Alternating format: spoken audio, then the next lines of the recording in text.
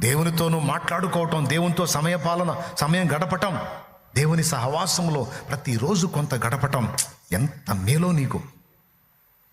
అది అలవాటైపోవాలి నీకు.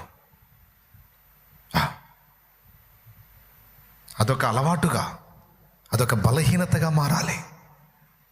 నీ వీక్ పాయింట్ ఏంటంటే, వాళ్ళు వెతికారుగా దానియేలు వీక్ పాయింట్ ఏంటంటే, దానియేలు వీక్ పాయింట్ దేవుడేరా.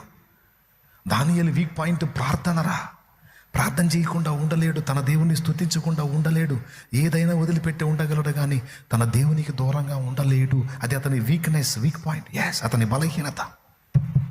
నీ బలహీనత, నా బలహీనత కూడా అదే అయి ఉండాలి. అది ఆశీర్వాదకరమైన బలహీనత, ఆశీర్వాదకరమైన వ్యసనం, దేవునితో సహవాసం. మీకు నాకు ఆపిచ్చేబట్టాలి. ఎంతమందికి అర్థమైంది నాయనలారా? ముగింపు